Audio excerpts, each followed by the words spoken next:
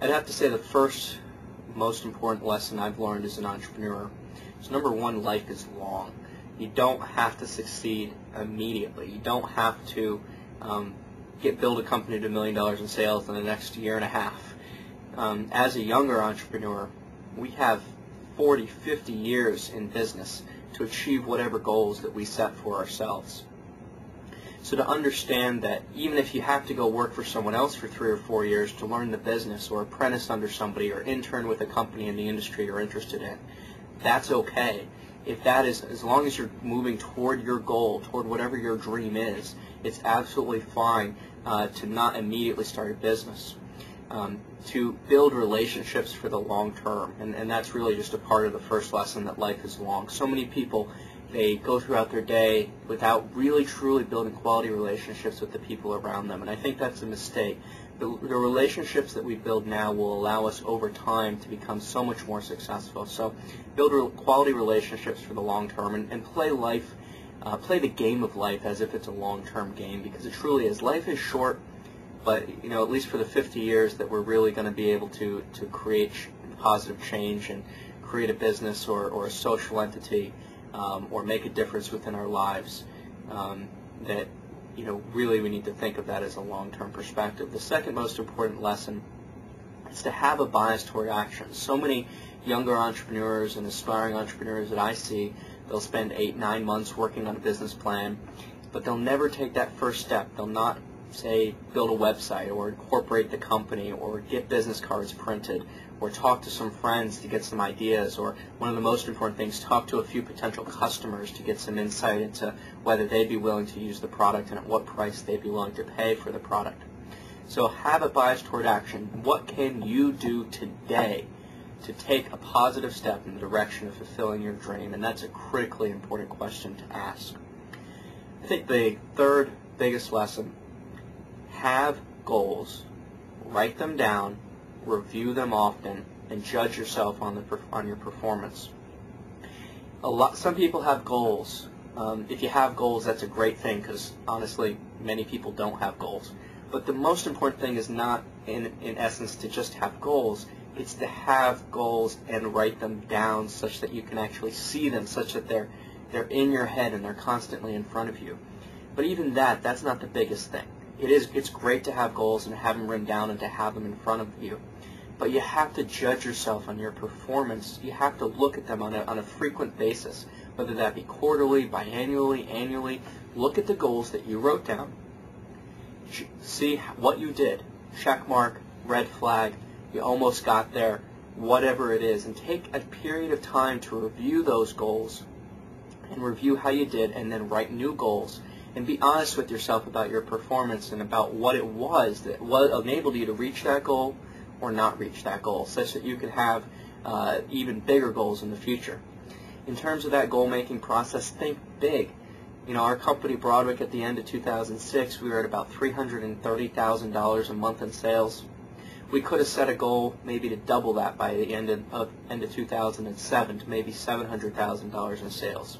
But we didn't. The goal that we set, the BHAG, the big, hairy, audacious goal, was to get to $1 million in sales by the end of 2007.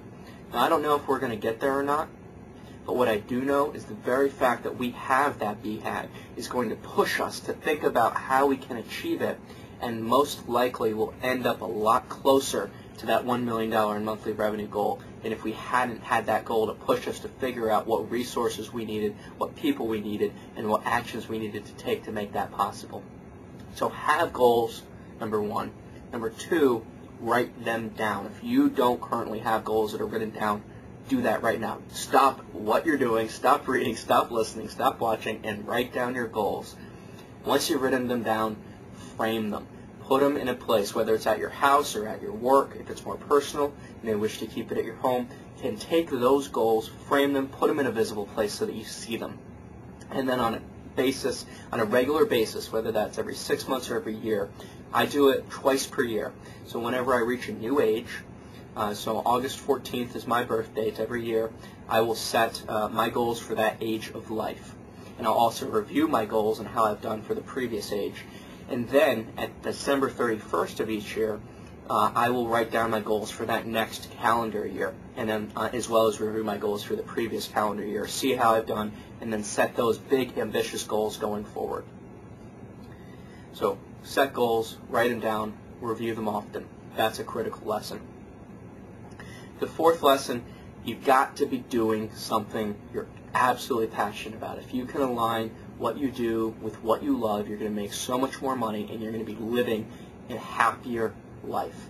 I think that's critical. If you're not working on something you're passionate about, go do something else that you are passionate about. If you're not sure what you're passionate about yet, that's okay. But constantly be seeking, listening to yourself. What makes you the most happy? What are you doing when you feel bliss, when you feel true, real happiness?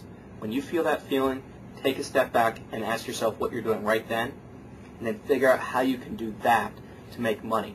Building businesses, creating jobs for people, creating financial wealth for everybody around us, creating a product that millions of customers use, that's what I love to do. That's what drives me. That's what motivates me, because it's enabling me to do what I want to do later in life, become a senator, become president, make $1 billion, whatever my goals are in the future of life, get a master's degree from Harvard.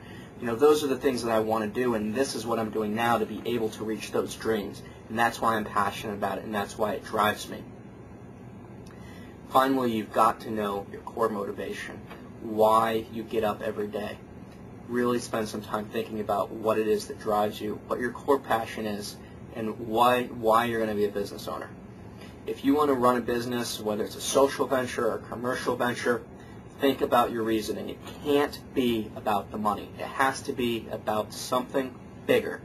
And for me, it's about changing the world on a global scale, to take the progress of the past few generations, the sacrifice of the people in the world that have worked to improve the prosperity and standards of living for all of us, and reduce poverty from 100% a couple hundred years ago to only about 40% of the world today. Now that's still terrible, but within our generation, because of technology, because of the sacrifices of so many people, we have the ability as a young generation today to fix the world's remaining problems in terms of environmental sustainability and poverty, both from an educational, health, nutrition standpoint. That's what drives me. So really think about what it is that you love to do and what it is that drives you and what your core motivation is.